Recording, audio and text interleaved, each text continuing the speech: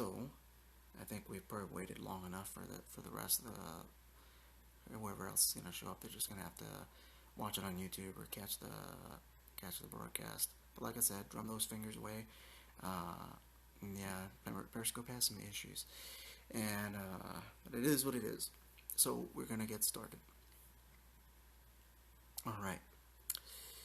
Oh, Father, I thank you for your word. I thank you for it falling on good ground. I thank you that it will not return to you void, but it will accomplish the purpose that you gave it. Father, thank you even for setting a watch over my mouth, that I would not say anything untoward, unkind, inappropriate, or just not useful. That you would cause me to speak your oracles. That you would even overcome any shortcoming I may have in my presentation or my understanding, so that I could be fit to use for you to edify your people and bring them to a place of maturity in you. In Jesus' name, amen. All right, 1 Corinthians chapter 7, beginning at the first verse.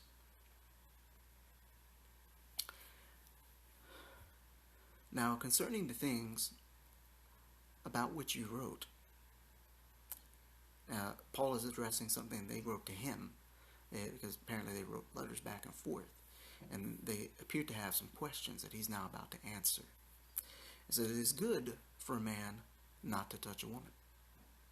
So Paul opens on the subject of marriage by first saying, it's good, brothers, for you not to even get married at all. That's a hard word. Most of us don't want to go there. Very few, and very few can. But he said it's good for a man not to touch a woman. And, oh goodness, we live in a time where we all want our best life now, and we're not willing to give anything up. We're not willing to set anything aside. Almost nobody is willing to have that kind of walk. I didn't get married till I was 32. I was 32 years old when I got married. And I was actually intending to stay single. But that's another story. So he says it's good for a man not to touch a woman. But then he says, but because of immorality, each man is to have his own wife. So he says it's good if you stay single. But because of immorality, I want all you to get married. Paul knew who he was dealing with. He knew most of them could not do that, couldn't stay single. So because of immorality, he said, let every man have his own wife. And each woman is to have her own husband. And there's a lot to be said even in that. Let every man have his own wife. Let every woman have her own husband. There's a meme that's been going around on Facebook and elsewhere on social media where it says, God did not send you somebody else's husband. Because I've known some women, and well, not personally, I've known of some women who will lead themselves to believe that the man that God has for them is currently married to someone else and needs to leave her. Because that's my husband, she says. You are out of your mind. God is not sending you somebody else's husband. He's not sending you somebody else's wife. There's 7 billion people on the planet. You can't find somebody else? I mean, goodness, there was a movie where they found out these two people that were first cousins were involved. And the woman says to her sister, she says, out of all the people in the world, couldn't you find someone who's not related to you? And it turned out they were brother and sister. Which is even more horrifying.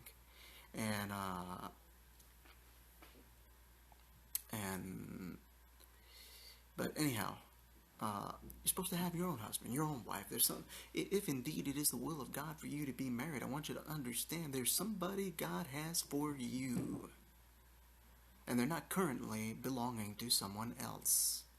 Stop coveting somebody else's wife. Stop coveting somebody else's husband. And a lot of times, all this covetousness, one, it's based on lust, and that's the primary thing. It's usually either based on lust, or it's based on some on a fantasy we have about what marriage is. Because let me tell you, you want somebody else's husband, you wanted somebody else's problem. You wanted somebody else's stress. You wanted somebody else's relationship trouble. Because let me tell you, the man that you think is such a dreamboat who's married to somebody else, because the grass is always greener on the other side, that man, He's got his own issues. He's got his own problem. He sure ain't perfect. But we lead ourselves to believe that there's some kind of romantic ideal going on. And the truth is, plenty of other men who could fit the bill. And it's like another meme that goes around on the internet where this lady is saying to God, when are you going to send me a husband? And God says, I already sent him, but you put him in the friend zone. Because a lot of us, and I'm not trying to be hard on you ladies, think of it as your little brother trying to help you. Or if you're younger than me, think of it as a father figure trying to give you some sound advice. I understand men because I am a man. And something you got to understand is you got to let go of some of these silly romantic ideals. I'm not saying it can't be romantic. I'm not saying that God is not going to send you a man that's going to sweep you off your feet and going to just love you with this great passionate love. I'm not saying that. What I'm saying is that sometimes we have these silly ideals about what our spouse should be like. Men and women do this. Usually women tend to do it a little more. He's got to be 6'4". He's got to have a certain hair color. He's got to have a certain eye color. He's got to, some girl, no facial hair. It's like, he could shave. If he's got a goatee right now, I can shave it off. I could dye his hair. Come on. And the thing is, and I knew a woman who was like that in college. A very beautiful girl named Michelle. And her thing was that for her to be involved with men, he had to be at least 6'4". So I was out of the picture. I'm 5'4", so that wasn't going to happen. But we were good friends, and but that was her criteria, and because that was her absolute rigid rule, she gravitated. She missed out on men who were nice. There were plenty of nice guys who weren't quite 6'4", who would have treated her nice, but she was always dating men that treated her like garbage. And that's who she always gravitated to. Heck, at one point she was dating an NBA basketball player by the name of Grant Hill. Because she had this great crush on him for a couple of years, I guess, since he was playing college ball. Now he's in the NBA. And by some odd coincidence, when she was in New York doing job interviews, she met his father. So, I'd like to introduce you to my son.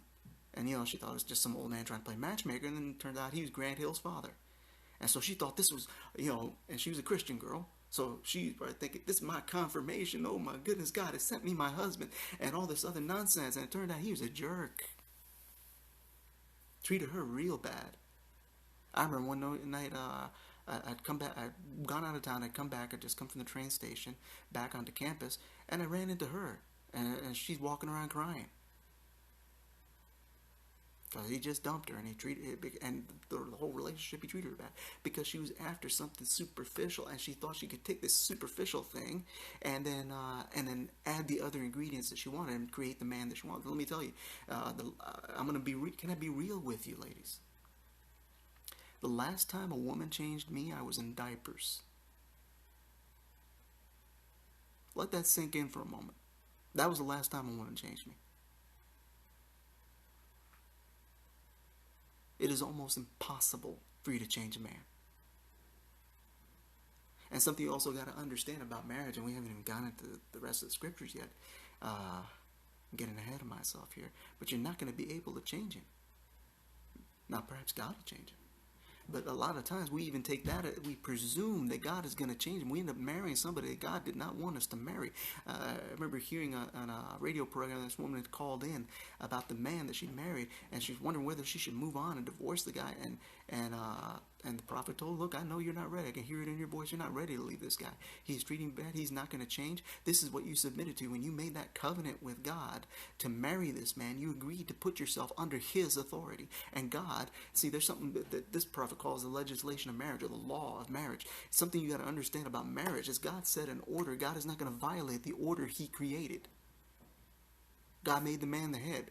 Whether you like it or not, he's the head. He didn't say he's the head if he's perfect. He didn't say he's the head if he's smarter than you. He didn't say he's the head if he's more educated than you. He didn't say he's the head if he's making more money than you. He didn't say he's the head if he's tall. He didn't say that he's the head if he's handsome. He didn't say he's the head if he's Mr. Super Romance. He didn't say he's the head if he's great in bed. Which any man can be, but we'll get into that later. He's the head. Now, brothers, that doesn't mean you have the right to be the blockhead of the household. As I had a conversation with a prophet earlier today who he had this little rant about women in the church. And I said, look, you got to tone this down, because some of it's your opinion is creeping into what God gave you to say. And I said, ultimately, the problem with women in the church is our fault. Because some people will teach, Eve nagged at him until he gave in. No, we don't know that. We don't know what happened. We are not told. What we are told is that by one man sin entered the world. Eve had nothing to do with it. Sure, she ate the fruit first, but their eyes didn't open until Adam ate it. It never says by one woman sin entered the world. It says by one man. And I remember this man years ago who was telling the story of how he met his wife, and he wasn't saved at the time, but he got saved after he married her. And her father sat him down and said, I know you love my daughter and all. And he gave him this long speech, and he said to him, I want you to understand something. If you two get divorced, it's your fault. And if it's her fault, it's still your fault. Because you're the man, you are the head. You are responsible for this marriage.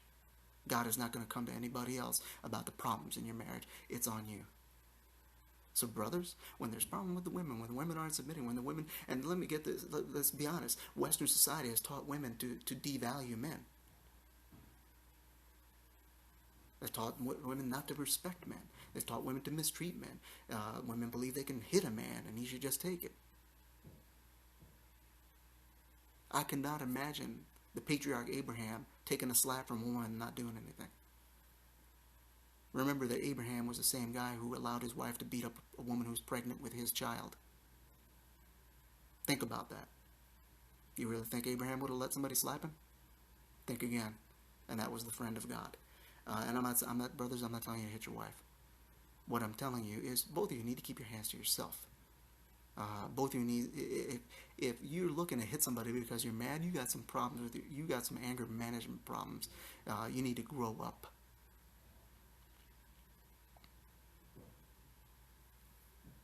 And we got a lot of people getting married, and they're not even fully an adult in their mind yet.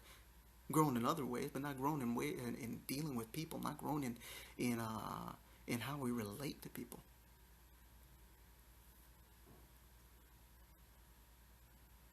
We really got ahead of ourselves, but let's get back into the scripture before we go further on that particular point.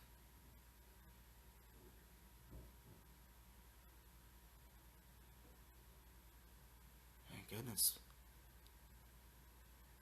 We've been, and part of it has to do with we live in this Western society in which relationship for the most part is based on using each other. That's what we do in Western society. We are taught and trained from the cradle to the grave to use each other. And we bring that into marriage. And we look at it as a give and take. And it was never meant to be a give and take. It's supposed to be a give and give. You're not supposed to give to get. You're supposed to give for the sake of giving. And we're going to talk about marital love. And so he says that they have to have their own wife, their own husband, not somebody else's. And let me tell you this thing in the church where people are getting married 3 or 4 times. Oh, God forgives my mistake. You really sure about that? I hate to be the one to burst your bubble, but Jesus said that if you divorce for any reason other than immorality, you can't get married again. If you get married again, and you're in adultery.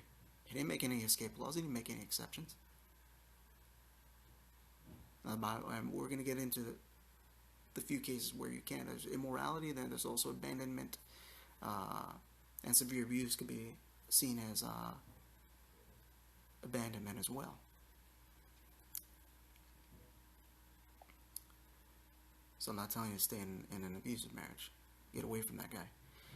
Get away from that woman, because it's something we don't like to admit to in Western society. It's not just the men who are abusive. 40% of all domestic violence is perpetrated by women against men. Go figure. And it's almost 40% of domestic altercations where the man gets arrested, the woman hit him first and had been hitting him. And he finally snapped that he's the one that gets in trouble because that's how our society is set up. She came at him with a knife or whatever. That does happen. But those are just statistics we don't want to talk about because we want to. There's a narrative that we want to create, that we want to believe, that justifies our behavior. And looks like I lost my whole audience. Wonder what it was that I said. Anyway, and so he says the husband must fulfill his duty to his wife, and likewise the wife to her husband. The wife does not have authority over her own body, but the husband does. And likewise, the husband does not have authority over his own body, but the wife does. Stop depriving one another, except by agreement for a time, so that you may devote yourselves to prayer and come together again, so that Satan will not tempt you because of your lack of self-control. And so, and this is a big point in marriage, and this may ruffle some feathers if anybody actually ever watches this.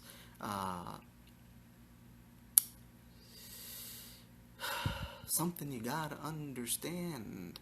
It is a sin to withhold sex from your spouse.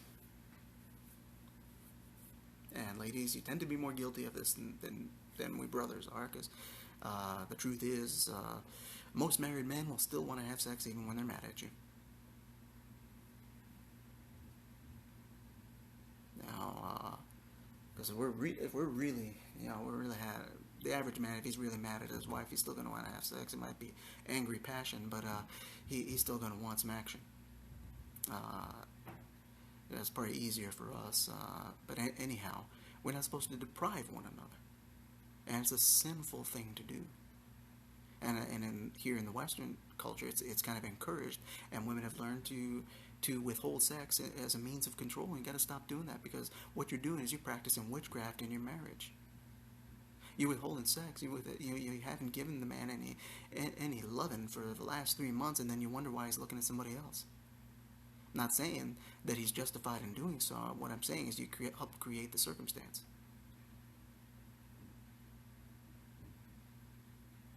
That's not going to be popular. We're not supposed to withhold from one another. Now, yeah, sometimes you're going to be mad at each other. Guess what? Lay aside your anger. You're upset about something, you disagreed about something, agree to disagree for the moment and handle your business. Because I'm going to look, again, think of it as your little brother Sam giving you some sound advice. Ladies, won't withhold sex from your husbands. And if you're mad at him, you're upset at him, and even make it clear, look, I'm still mad at you, but let's get this thing done. And the church has a tendency to over-sexualize things. You know, I've seen people try to teach that sex is the glue that keeps the marriage together. No, it's not. All right. Sex is not the glue that holds a marriage together. You look at Juanita Bynum, and she tried to teach on marriage, and she was married to that Bishop Weeks guy. And they got into all kind of deviant sexual behavior because she was trying to teach it that was okay. Did that keep them together? Was that the glue that held them together? Last I recall, they got divorced after he basically beat the tar out of her in a parking lot. Apparently sex did not glue him to her well enough for him not to keep his hands off her. So sex is important in the marriage, but it's not the glue that keeps you together. The glue that keeps you together is Christ. The glue that keeps you together is that pure godly love. Because let me tell you, one day you're going to get old. And as you get old, those hormone levels drop and you have less sex drive anyway. And then there may come a time when you're not able to anymore because of sickness or because of frailty. So sex is not the glue that keeps a marriage together. It's important, but it isn't everything. That having been said, we're not supposed to deprive one another. The only way you are to abstain from sex in a marriage is one, by agreement. Both of you must agree to it, and for the purpose of separation to God for a time. For the purpose of consecration. Hi there, Andrea. Good evening. And that's the only way that we're supposed to withhold, and then it's supposed to be by mutual agreement. And Ladies, it's a very dangerous thing to do when you withhold from your husband. Don't do it. Do not use sex as a means of control, of getting what you want. And I know that's going to be hard to stop for some of you because it works. Most of the time. For most men, that works. At least in Western society and other cultures, it doesn't work. As there are men that just won't work on them.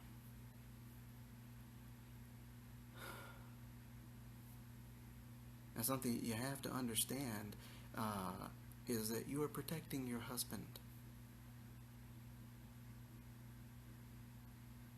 when you don't withhold. Because there is temptation out there. There are some hoes out there that are looking to get themselves a married man. You don't think so? Let me tell you, I'm 5'4". I'm short. I'm not a particularly good-looking dude. But the minute I had a ring on my hand, the hoes came out the woodwork. Because there's something about a married man that a hoe just can't resist. They strike up a conversation with you and they start talking about there's nothing more sexy than an intelligent man. That's a direct come on. And I shut that kind of thing down, and I'm not polite about it. What do you think you're dealing with? But Paul is telling them not to deprive from one another. And I know we're staying on this point for a long time because this is a real problem. 55% of pastors in the United States are addicted to porn. Not that they look at porn once in a while. They're addicted. They want to stop and they can't. And part of it, you do a little digging, you start asking some questions, they start getting a little transparent with you and start telling you the truth. You know what inevitably, what they end up saying? That their wife regularly withholds sex. Go figure. And it's not to blame her. What I'm saying is this is all a piece of the puzzle. Don't withhold. And husbands, don't you withhold either, because I know some men that do that too. You have no right to withhold. It's one thing if you're sick or whatever, not feeling good, that's understandable. And we withhold in other ways. Sometimes we withhold emotionally. And we withhold affection. We withhold attention. We withhold respect. I mean, let me tell you something about men, ladies. A man's primary emotional needs, for most men, the top two are always one of these two. Sex and respect. For some men, respect is more important. For some men, sex is more important. But in general, those are usually the top two emotional priorities of just about every man on the face of the earth. Sex and respect. Men will die for their honor. And for most of us, it's not that we want respect we don't deserve. We want to deserve respect. We do a lot to be respectable. And so don't withhold that either. It's not just about not withholding the sex. Don't withhold the respect. He doesn't have to be perfect for you to respect him. Remember that he is the image and likeness of God. As one dear sister in the faith, I heard, saw her say to someone else, speak to the king in your husband. If Christ lives in him, there's a king living in him. Speak to that guy. Think of your husband in terms of who God intended him to be. And try to point him in that direction. You're not leading him, you're not guiding him. What you're doing is encouraging him. You got to understand, as his wife, you have a tremendous ability to encourage your husband and embolden him. Let me tell you, there are things I'll do for my wife I won't do for anybody else. Nobody else has that privilege. And something you got to understand, in general, men like to impress women. And men like to know that their wife is proud of them. We do. There's something my wife said about me about a year and a half ago. And that, for me, was like one of the biggest things for me that anybody ever said about me. Because it came from my wife. Somebody else had said that, I probably wouldn't even cared. It's not even that important what it was, but it was just that it was from her. And you can't change a man. So the first step is don't go marry some trifling man. There are good men out there. He may not look like what you want him to look like. He might be short, fat, and bald, but he might be a good man.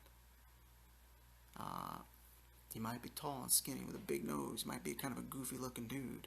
Uh, and we gotta let go of that. And there's nothing wrong with attraction. It's there for a reason. My wife is a very pretty woman. I think she's fine. Uh, but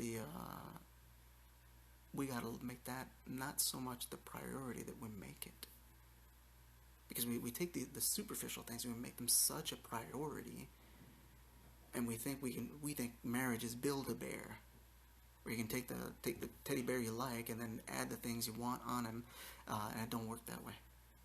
It doesn't.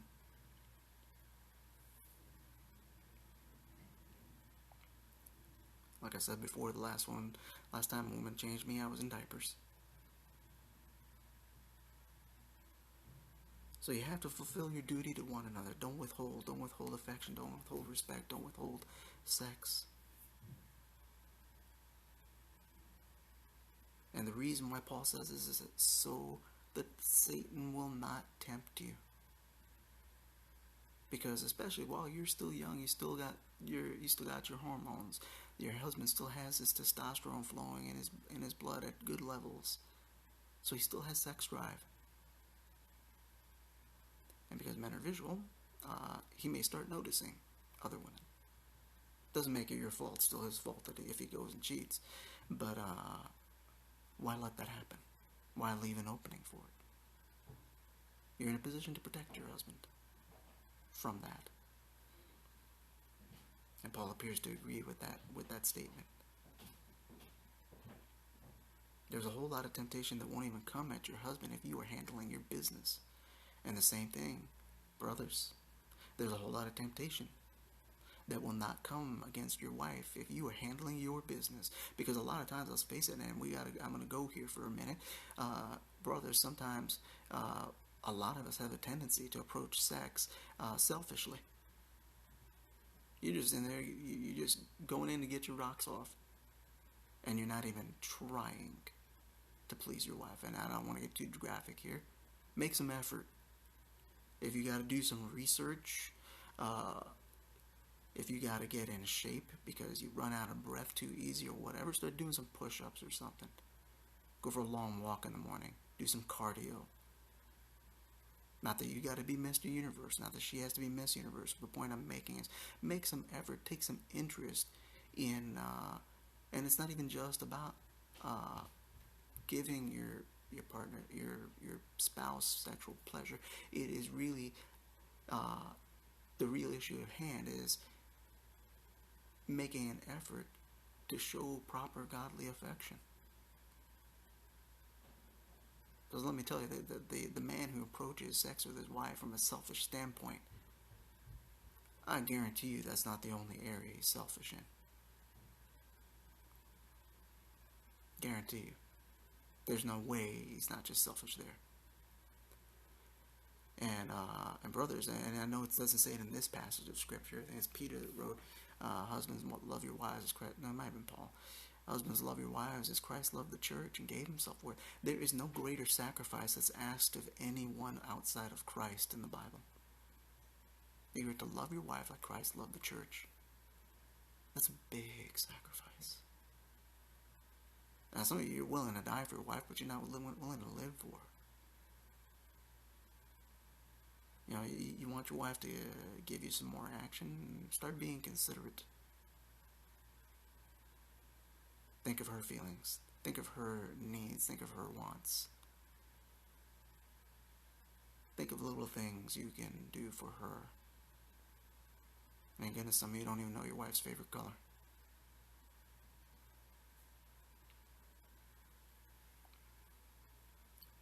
Work on yourself. Yeah, I remember this movie with this man. He liked this woman. They were out to dinner, and he had some bad tendencies, and he would just speak his mind and say things that were offensive, and he had hurt her feelings, and she said she was going to leave if he didn't give her some kind of compliment. And so he starts saying this, and she's like, I'm waiting for you to get to the point. And he says, and he finally says this thing that kind of took her breath away when he said it. He said, "You make me want to be a better man." And I got to tell you, brothers, if your wife doesn't make you want to be a better man, you don't really love her. Can I get an amen?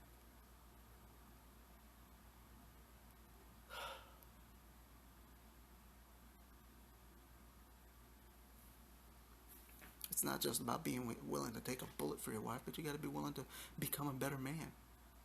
If that means becoming better read, becoming not necessarily getting a better education, but do some reading to improve upon yourself. Because your reading skills improve your language skills. Your language skills improve your communication. You'll be able to communicate with your wife better.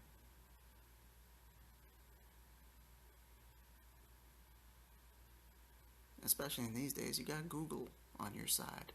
Go on there and read some articles on relationship. Read some articles on marriage. And work on being a better husband. Working on being just a better man, period.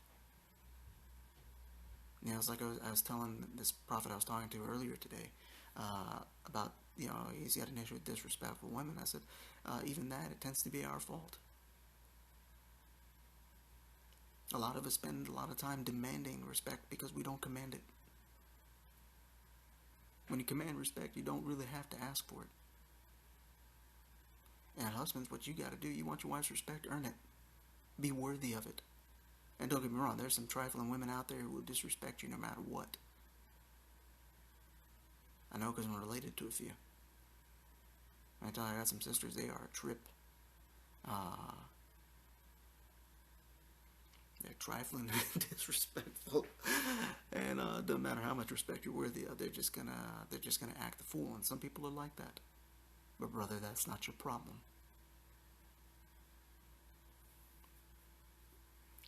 Choose better.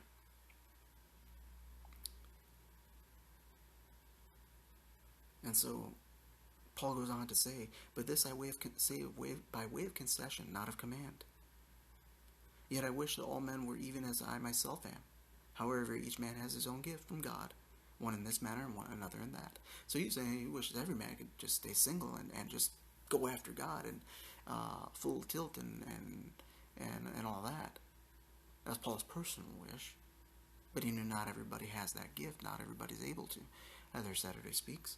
And so he says, "But I say to the unmarried and to widows that it is good for them to remain even as I. But if they do not have self-control, let them marry. For it is better to marry than to burn with passion." And so it is better to marry than to burn.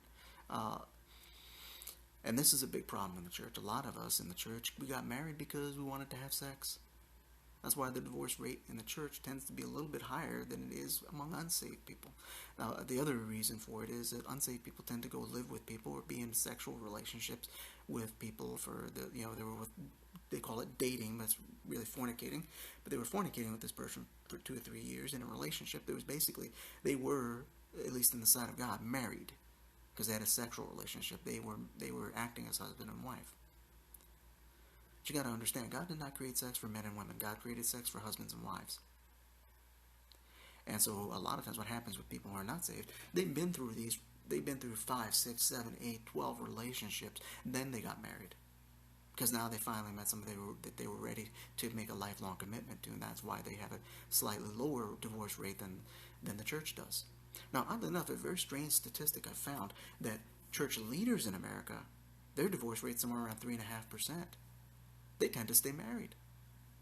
But the divorce rate among the people they're leading is slightly higher than what it is among unsaved people. And no, the divorce rate is not more than 50%. That's a lie. Back in the 1970s, I believe there was a study that was done that showed that the rate of divorce was somewhere around 35 or 38%. And they said, at this rate, divorce may get to 40 or even 50%, and that is where the lie that 50% of all marriages end in divorce came from. That is not true. Even right now, the divorce rate is maybe 40%.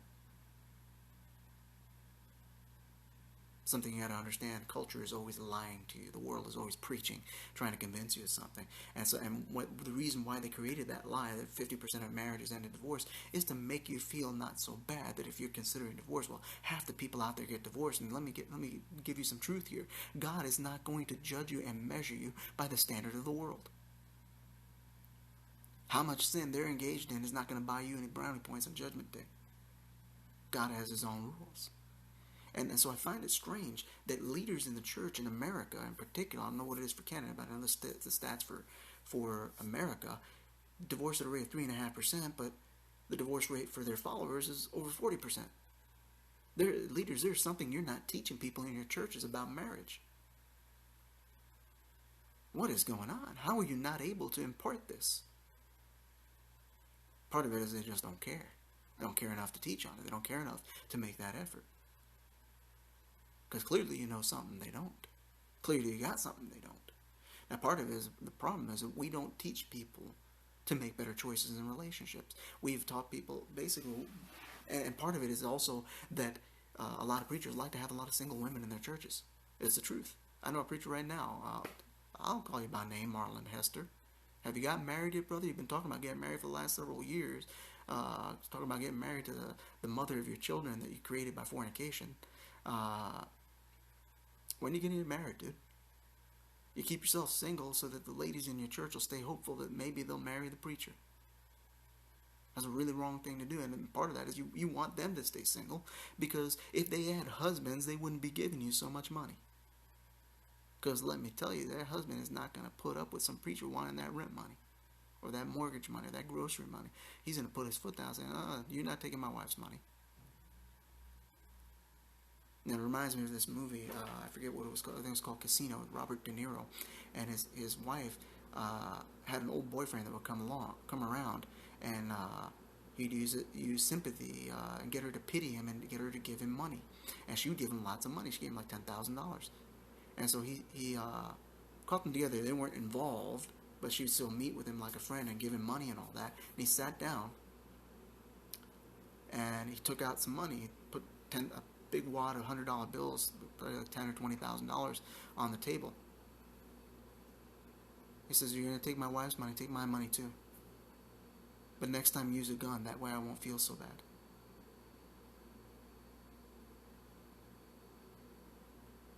There's a reason, preachers, why you don't teach the women in your church how to properly get married.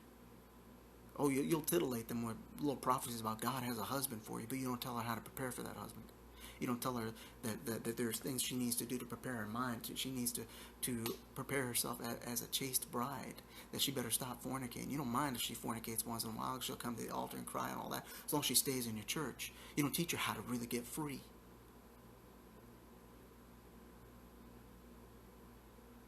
If I sound angry, it's because I am. I'm sick and tired of seeing you preachers.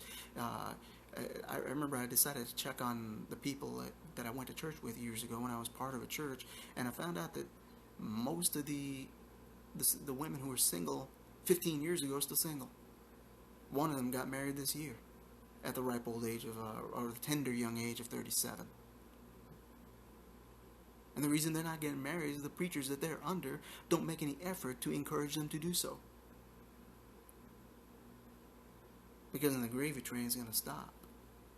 And because of that motivation that they're after the money, they don't teach them how to select a husband. They don't teach them not to settle for some trifling, no good brother. They don't teach them how to identify a good man. They don't teach them that you shouldn't leave a good man in the friend zone because he doesn't look like what you want him to look like.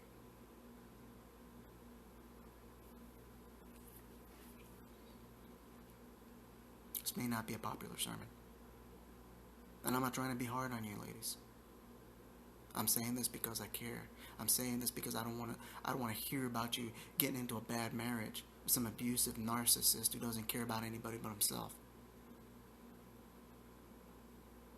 Or you end up marrying some down low brother. Or you end up marrying some guy who's a womanizer. Because you didn't know how to pick a good man. You didn't know how to identify a good man. So preachers, start teaching those single women in your church how to pick a husband.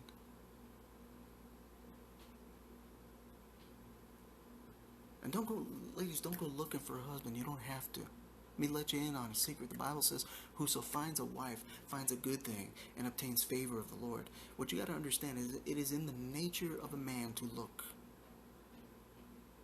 It's our nature. I wasn't looking for a wife and I found one anyway.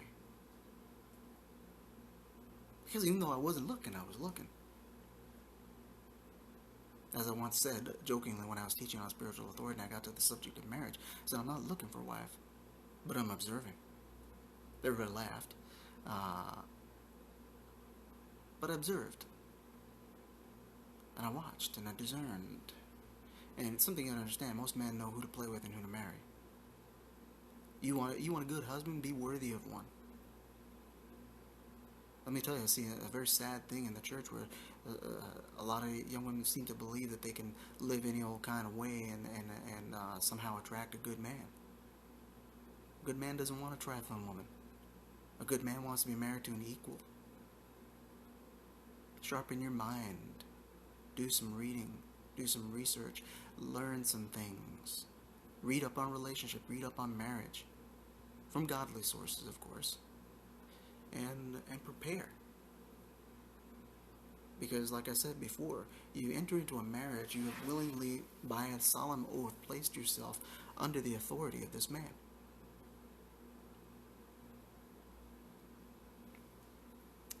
Yep. Yeah, that's what you got to do. You got to go after God. It's in a man's nature to look. So if it is indeed the will of God for you to be married, He will find you. And some preachers will say you got to make yourself findable, and some sisters think that means they gotta, they gotta dress a certain kind of way, show off their figure. Let me tell you, the brother you're gonna attract with that, yours is not the only figure he's checking out. Think about that for a moment. You don't have to do that. If God indeed has a husband for you, He will find you. Chances are He's already looking for you. And this is another problem, ladies. You don't get found because you're in the wrong place at the wrong time. You're not where you're supposed to be because you're not walking close enough to God. You want a godly man, you got to walk with God. Because and I'll have to agree with this prophet who said this thing about, a lot of women they say they want a godly husband, but they don't want to submit. You want a godly man, you're going to have to be prepared for some authority. Well, whether he's godly or not godly, God still put him in charge. God does not violate His own order. He doesn't. That's not going to happen. Unless you want to be Jezebel and you want to marry an Ahab. But let me tell you, an Ahab's going to be a problem. An Ahab's not going to be able to lead you. An Ahab's not going to be able to protect you. An Ahab's going to be a coward. An Ahab will sell you out. I know a few Ahabs. They're not nice. Their wives are miserable. Even the ones who think they're in control. Because they married a man that they thought they could control. And to some extent they have an illusion of control. But the truth is he's really running the game. Another woman thinks she thinks she's in control. She's not. He's getting exactly what he wants.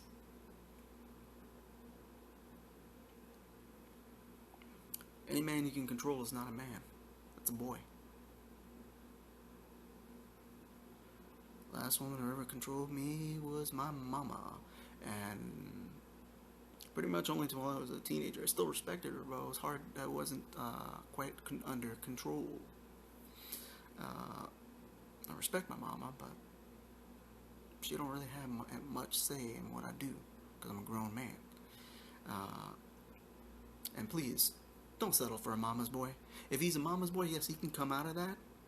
And if you already married a mama's boy, then that's going to have to be dealt with. Mothers, he's your son, not your man. You got to let go. Cut the apron strings already. Cut the cord. Let the brother be a man. And because a lot of times you have mother-in-laws who can't mind their own business and start interfering. That's not a godly thing. And you see it in the church. And let me tell you, I would feel real stupid going to hell for not minding my own business. That's a real stupid way to go to hell. And you think you can't?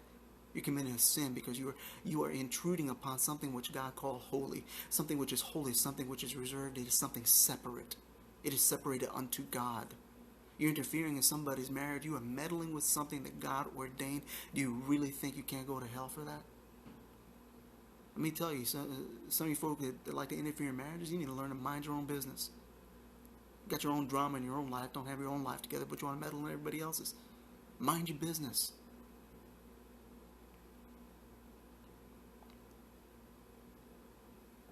And so Paul goes on. He says, so he encourages people to stay unmarried if they can, but most people can't. So he says, he already said, let everybody have their own spouse.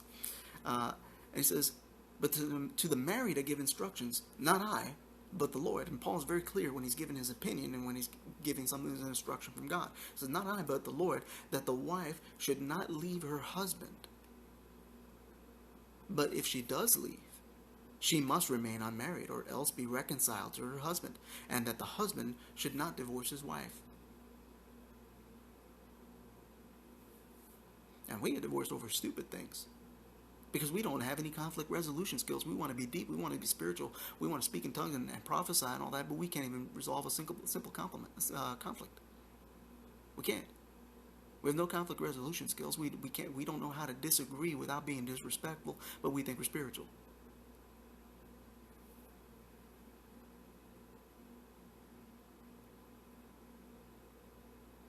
And ladies, again, I'm trying to help you here. That tendency that a lot of wives have, where you start arguing with your husband, so you say something that is intended to hurt him emotionally, and you meant to do it, you're going to feel real stupid going to hell for that. Do you think you can't? You're violating something holy. Don't go hurting your husband on purpose. Because you disagree with him, because you're mad at him, you want to get under his skin, you want to hurt his feelings, because you know him and you know what's going to hurt him. Don't do that. It's a very serious sin. You're not just sinning against God and your husband. You're sinning against yourself. Because you're one flesh. You think it's not going to come back on you? You think it's not going to affect you? Yes, it will. Because every time you hurt his feelings, he may not express it, he may not show it, but it's going to affect your relationship, and it will affect how he relates to you, because that's going to haunt him, because he's going to know, because especially when he's never, a lot of times we say stuff and we end up hurting our wives and we don't mean to, and we feel bad about it. And let me tell you, something that will poison a relationship is when he knows you meant to hurt him. You meant what you said, and he knows you're not sorry. You think that's not going to affect how he relates to you? You think that's not going to poison your relationship? You think that's not going to create some resentment? You think that's going to make him more loving toward you? No, it's not. Galatians 6 verse 7 says, be not deceived. Not behold, it says, be not deceived. God is not mocked. Whatsoever man sows, that you also reap. You're going to reap what you sowed. You want to sow some hurt into your husband. You're going to reap some hurt from him. And the thing about a harvest is you always get it back multiplied. You plant one acorn, you might get an oak tree, you might get a forest. So stop trying to hurt your husband when you disagree with them. Learn to, if you got to literally bite your tongue, bite your tongue. And husbands do the same thing. If you got to literally bite your tongue, bite your tongue. Learn some self-control. A lot of times we end up poisoning the relationship that we're in. We poison our own marriage because we can't learn to shut up. Because we got to have the last word. We got to win the argument. Stop trying to win all the time. And both husbands and wives will tend to do it more. And have their own tendencies, which we might get into later. Stop keeping score. It's a big thing that people do in relationships. They keep score. Don't remind somebody of a mistake they made 6 years ago. And then deal with that person as if they're still in that same state.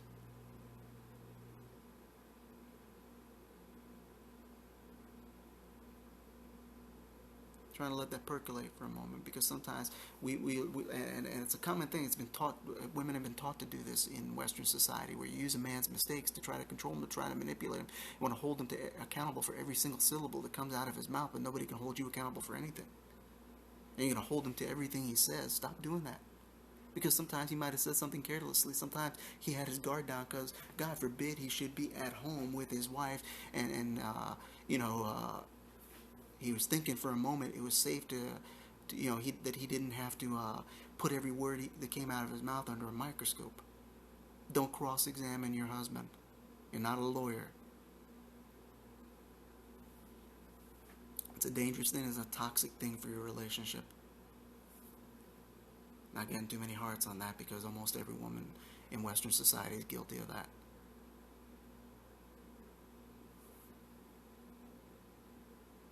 But it's the truth.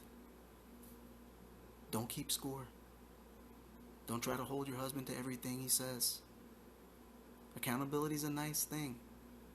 But when you use it for a means of control, it becomes witchcraft. And he's going to resent it, and it's going to poison your relationship. Now, and I know this older woman in the faith who sometimes mentors younger women, and she teaches them that stop doing this to your husband. The husband sent her flowers because they were so grateful that their wife finally stopped doing that to them. Because sometimes we get married men, we get comfortable. We're home. We're not being super careful with everything we say because we're relaxed. We're at home. We're not out there in the world. We think it's safe. The home has to be a safe place. And brothers, the home has to be a safe place for her too. Because there's some trifling brothers out there who do they keep a scorecard too. Don't do that. If you forgive not men their trespasses, neither will God forgive you your trespasses. You think that doesn't apply to your marriage? You got to learn to forgive each other. Stop holding on to stuff. He said something that made you mad, 4 years ago, and you won't let it go. I would feel real stupid. Judgment Day, find out I'm going to go to the lake of fire because I didn't want to forgive my wife over some petty argument we had 16 years ago. That's a stupid way to go to hell. Oh, God won't do that. God is merciful. God is merciful, and God is also just. God's justice must be satisfied. If you can't, because some people like to teach once saved, always saved, and that's not the truth. If that was true, Paul wasted his time writing these letters.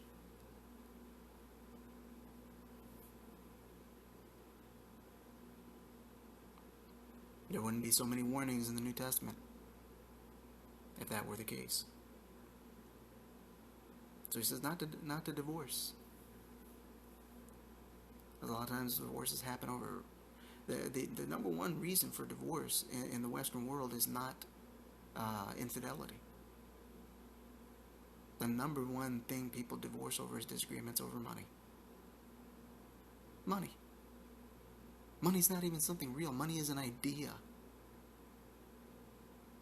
And we may do a teaching on that. Money's actually an idea. Money's not even real. It's worthless paper. It has a value because people give a value to it. And you're gonna end your marriage over disagreements about money because you can't find a way to agree on how to handle your finances. It tells me that you weren't ready to be married in the first place. Now, I'm glad that my wife does trust me with handling our money. I do. I pay all the bills. I manage everything. Because I try not to give her any burdens. I carry the burdens, even stuff I don't tell her about, stuff that happens that I just deal with it and I don't say anything. It's like a man said in the movie, why burden your mind with the inconsequential?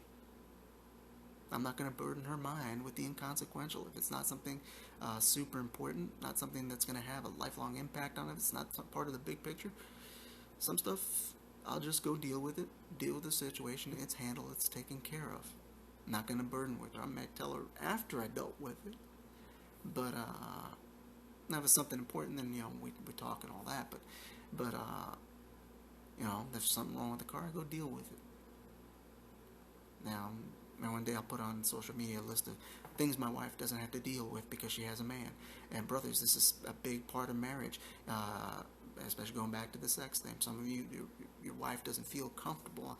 Something you got to understand is a woman needs to feel safe. She's got to feel safe with you. And if you're irresponsible, she's not safe. You got to handle your business. You got to take care of your household. You want to improve your marriage, brothers? Start making a list of stuff that your wife deals with that you could take care of it and make it not a burden on her. And start taking those burdens off her. Yes, it's going to be a burden to you, so what? It shouldn't be a burden to you. It's supposed to be a mantle to you. Man up. Let me tell you, there's a whole bunch of things I deal with that it's not a burden to me. When we first got married, I was working a garbage security job. I was making $10 an hour. I was working 80, 90 hours a week sometimes. And, she didn't like it because I was tired all the time. Our first so-called Christmas, we don't celebrate Christmas, but that time of year, I worked 20 hours, came home, slept 2 hours, went back to work. Barely saw each other the first few months of our marriage. And I said to her, I don't resent having to work like this. I don't resent it. This is my responsibility. And if I got to work 90 hours a week, I'll work 90 hours a week. Because it's not my burden, it's my mantle. I'm equipped for it. I was designed to be able to handle this.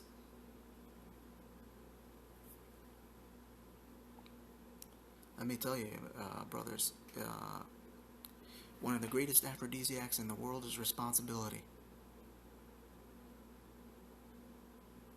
Let that sink in for a moment. Take some responsibility. Take charge. Get things done. It's a powerful aphrodisiac.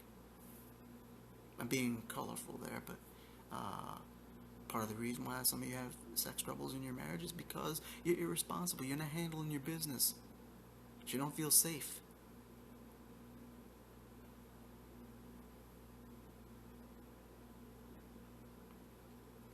And so Paul goes on to say, but to the rest I say I, not the Lord, but if any brother has a wife who is an unbeliever, and she consents to live with him, he must not divorce her. And a woman who has an unbelieving husband, and he consents to live with her, she must not send her husband away. For the unbelieving husband is sanctified through his wife, and the unbelieving wife is sanctified through her believing husband. For otherwise your children are unclean, but now they are holy. Yet if the unbelieving one leaves, let him leave. The brother or sister is not under bondage in such cases, but God has called us unto peace. For how do you know, O wife, whether you will save your husband? Or how do you know, O husband, whether you will save your wife? And something you got to understand is that you walk with God. You have an ability to sanctify your spouse. And I've seen it again and again where you can't unscramble an egg, you can only fry it. Sometimes people went ahead and got married. You got yourself into this. Now you're committed to this marriage, and he ain't saved or she ain't saved, and you wanna browbeat them into salvation. It's not going to happen.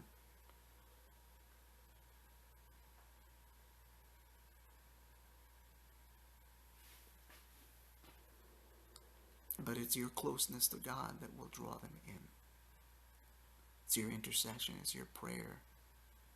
There was a book written long ago, and I think a lot of women need to read The Power of a Praying Wife. Stop trying to change him. Pray for him. Fast for him. Cry out to God on his behalf. And husbands, you need to pray for your wife. My average morning, I get up 2 or 3 hours before my wife does. And I try to spend the first hour or two in prayer. And my highest prayer priority is her.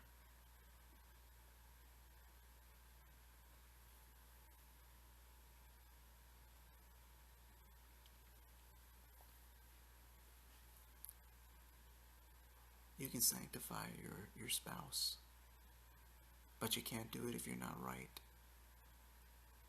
You can't break somebody out of jail if you're their cellmate. The kingdom of God is not escape from Alcatraz. Stop trying to change your spouse and let God change you. I'm not trying to change my wife.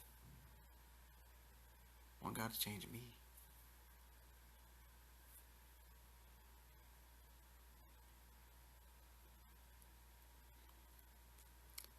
And so in verse 17, Paul says, only as the Lord has assigned to each one, as God has called each, in this manner let him walk. And so I direct in all the churches. Was any man called when he was already circumcised? He is not to become uncircumcised. Has any man been called in uncircumcision? He is not to be circumcised. Circumcision is nothing, and uncircumcision is nothing. But what matters is the keeping of the commandments of God. Each man must remain in that condition in which he was called. Because, and part of why he said this was the Corinthian church was so wrapped up in external things that they thought, well, when we got saved, you got to get circumcised or whatever. And that was just used as an example.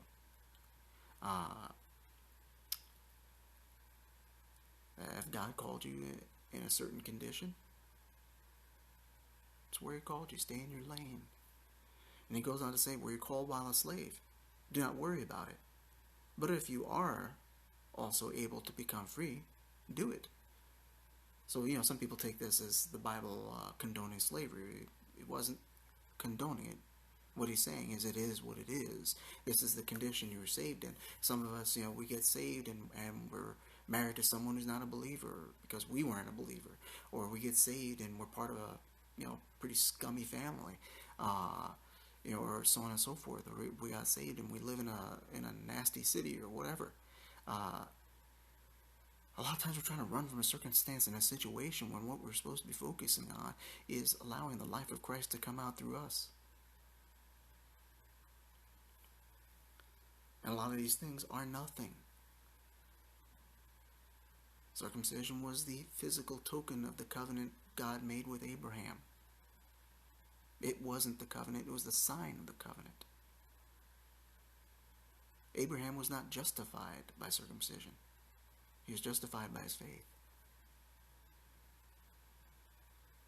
The circumcision was an outward sign that he believed what God told him. And a lot of times we're focused on just external things, whether it's that or whether it's other things. We want to dress a certain kind of way, wear a certain kind of hat in church or whatever. And we know the different pious things to say, and we can sound good, and we make it look good, and we're a public success and a private failure. All those things are nothing. What matters is the keeping of the commandments of God, and Paul is saying this in the New Testament. Keeping the commandments. Not a popular thing because we're taught all this sloppy grace where you can do whatever you want. That's really not the case.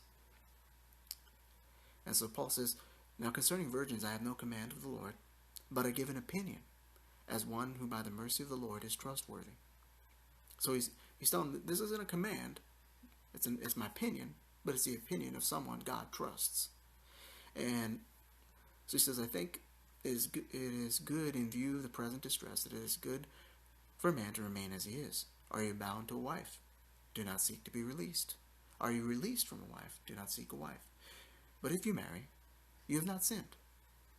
And if a virgin marries, she has not sinned. Yet such will have trouble in this life, and I am trying to spare you. So he's saying, that you're going to have some drama. You're going to have some problems.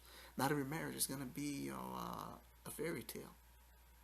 You're going to have problems. There's going to be struggles. There's going to be difficulty. There's going to be disagreement. There's going to be vexation. It's going to happen. It's part of life.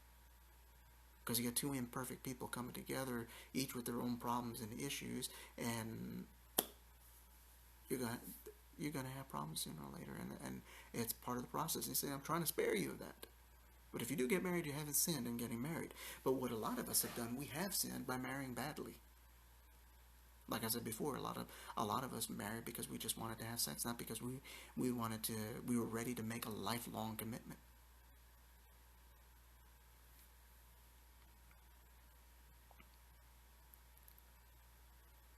And so he says, but this I say, brethren, the time has been shortened, so that from now on, those who have wives should be as though they had none, and those who weep as though they did not weep, and those who rejoice as though they did not rejoice, and those who buy as though they did not possess, and those who use the world as though they did not make full use of it, for the form of this world is passing away. Yeah, preachers don't like to bring out that verse very much. That's true.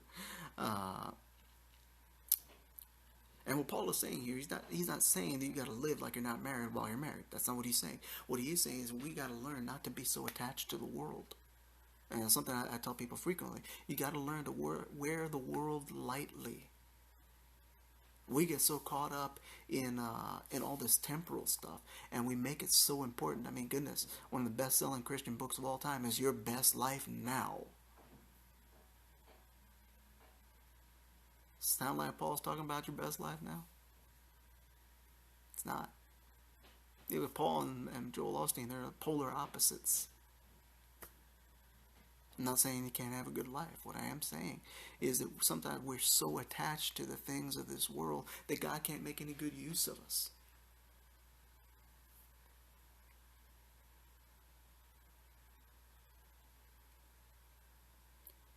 He says, but I want you to be free from concern. One who is unmarried is concerned about the things of the Lord, how he may please the Lord. But the one who is married is concerned about the things of the world, how he may please his wife. And his interests are divided. The woman who is unmarried and the virgin is concerned about the things of the Lord, that she may be holy in both body and spirit. But the one who is married is concerned about the things of the world and how she may please her husband. This I say for your own benefit, not to put a restraint on you, but to promote what is appropriate and to secure undistracted devotion to the Lord. This is not something we want to preach these days. Though a lot of preachers do like the women to stay single because then they can take their money. I've said before. But we don't preach this sanctified singleness for real. We just tell people try to avoid sin, and we don't talk about undistracted devotion to God.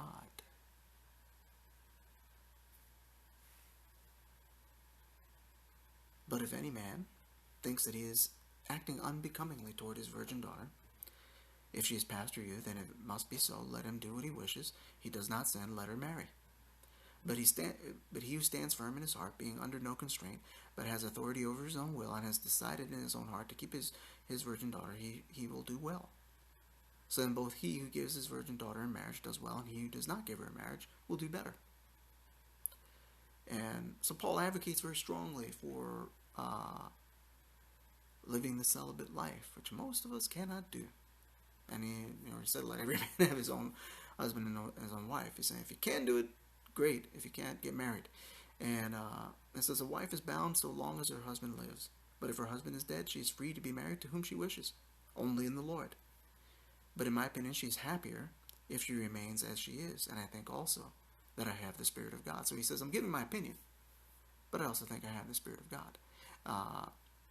So he's saying this is an opinion, but it's not just anybody's opinion. And so we got to understand concerning marriage. It's good to stay single if you want to be completely devoted to God, but you don't sin if you marry. You sin if you marry badly. Don't be willing to settle for just anybody. I'm not just talking to the women, men. Don't settle for just anybody. And while you're preparing, you want to get married, start preparing for marriage. Most of us, and the men, the way we think for the most part, we think about marriage, we're thinking about sex. Usually when a woman thinks about marriage, she thinks about security. Do you think God selects one spouse? There are some cases in which God will lead you to a particular person, because there's a specific purpose that you must be married to this one person. That does happen. But for the most part, God lets you choose. And he also lets you receive the consequences of your choice. I'm not a believer in this nonsense that the church likes to teach, that there is one spouse that God has for you. And usually, most of the time when we say that, we're just really looking for an excuse to not take responsibility for the choices we're making in relationships. Ultimately, that's the truth, because we'll say, and I've seen it happen in churches where they're even prophesying, this is the husband that God had for you, and because these people just got married and they were the daughter, it was the daughter of the apostle, and they're talking about how awesome this marriage is being, how it's going to be such a great example to the body of Christ, and how an incredible couple they are, and how God brought them together, and this was destiny, this was brought together by God, this was appointed by God, and 3 years later they get a divorce. Because he likes to use his hands. Or some other issue. But they said it was This was God's choice. No, it wasn't. No, it wasn't. A lot of times we make our own choices. And we don't want to take responsibility for the choices that we made. It's like, we got a lot of women who they marry some trifling brother, or they marry some guy who is irresponsible, or they marry some guy who's mean, or they marry a guy who's a narcissist. Chances are, by the time you were in a position to marry the guy, you kind of know him already. You knew he was a narcissist. I know a woman who's married to a hardcore narcissist. That man loves nobody but himself. Even when he loves others, it's a self-indulgent kind of love. It's still all about him. She knew he was a narcissist when she married him. Still married him anyway. Really bad judgment. And we'll go and try to put that on God. The only person who could probably rightfully say, point at God and said, "This is the woman you gave me," was Adam. This is the woman you gave me, because God did give him that woman. God did choose that mate for him, made her for him. So no, I don't believe that's necessarily the case. I think most of the time we are free to choose. So choose well. Be picky, and I'm not saying be super picky to the point where you're looking for perfection, because you're not gonna find it. My wife sure don't got a perfect man. I'm a very small man. I'm 5'4" on a good day. I might be a little less than that now because of back problems. I got a crooked nose. I'm not particularly good looking. Got a scar on my face. That's a bad place to have a scar. So she sure don't have a perfect man. But she's got a good man. She's got a man who loves her. And we make choices, and we got to accept responsibility for the choices we made. And it's like I said earlier, and I got to say this again. A lot of times, if you got yourself in a marriage where he ain't no good, he is a bad man, and you are never going to change that brother. You put yourself under his authority. You knew how he was, and you agreed to marry him. God will hold you to it. I knew a woman years ago who I wasn't there when this happened, but someone who knew her told me the story, and it turned out to be true. She was seeing this guy, and she liked him a lot, and he liked her a lot. And he said, "Let's make a covenant that we'll wait for each other," because they were going to go to college or something, and they were going to promise to get married one day. And they were going to do a little ceremony and drink a glass of wine together, and make an oath to get married. And God said to her, "If you do it, I'll hold you to it." Think about that. She was about to lightly enter into this thing because she thought it was cool. She thought it was neat. And she liked the guy. But God said to her, "I'll hold you to it." We enter into so many agreements and arrangements, and we think God is not going to hold us to it because we think there's grace. Let me tell you, that's not how the grace of God works. Paul was under grace, and look what he went through. Paul didn't get to do what he wanted to do.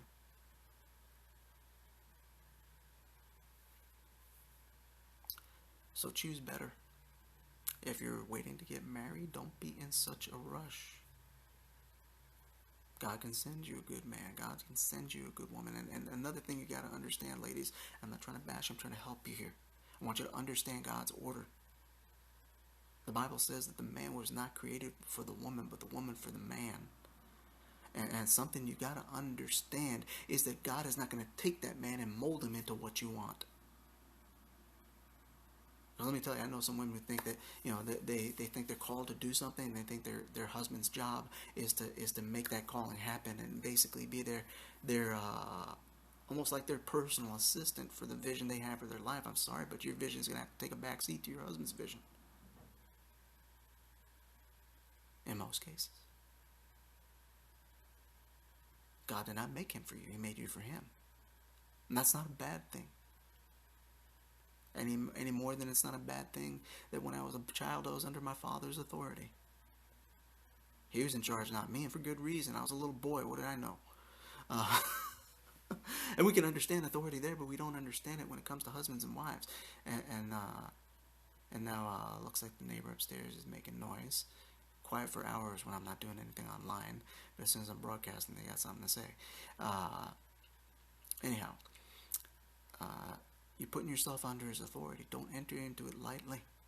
God is not going to violate his own authority. God set that order in the house, and it's there for good reason. Because let me tell you, my wife don't mind my authority when something's up in the house and there's a demonic attack going on. I don't mind my authority then.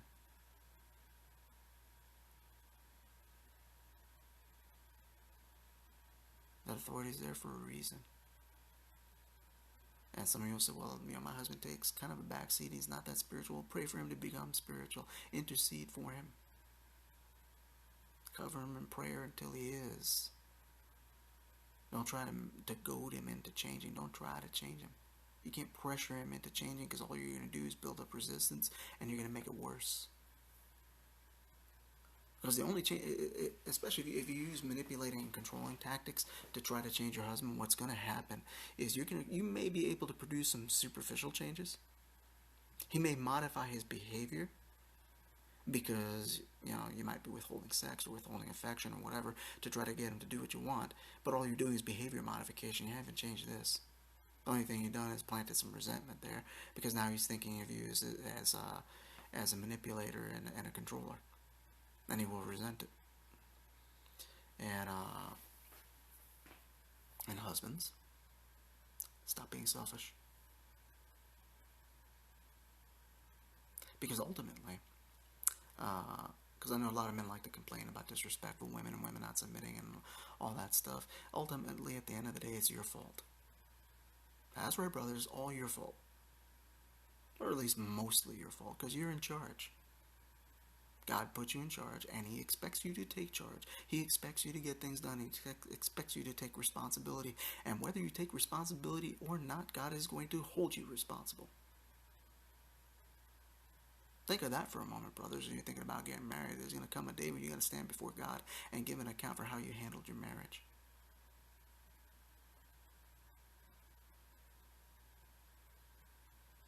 How you stewarded this woman that God put in your care.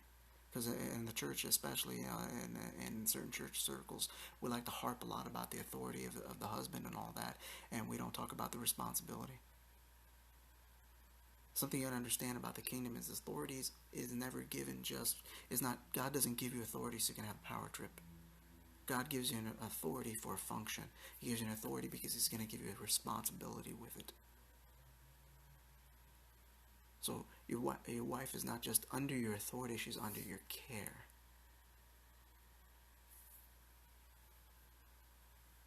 How have you stewarded this precious woman that God has put in your care? What have you done with her? What have you enabled her to do? Have you grown her? And we've gone a lot longer than I normally like to go. But there was a lot to cover and a lot to be said. Ultimately, brothers, at the end of the day, the responsibility lays on you. And God is not looking for excuses out of you. Be a better man. And I know there's a lot of guys out there that grew up without a father figure, etc., etc. We'll start reading up on manhood. Do some research. Study biblical manhood. You got Google on your side these days for that. Just Google biblical manhood. You'll find a lot of articles and videos and sermons and all kinds of other resources to teach you how to be a better man and a better husband, so you can walk worthy of the kind of respect you want out of your wife.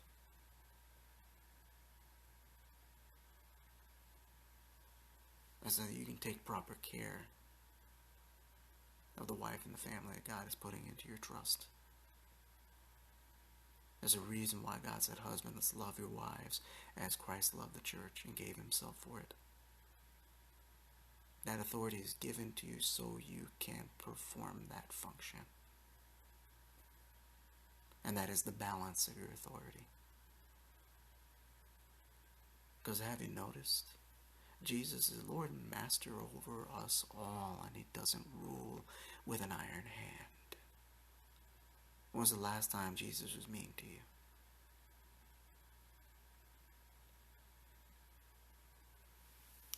Husbands, that is your model for your behavior as a husband. Christ and Him crucified. Hope this was helpful. God bless you, and God keep you.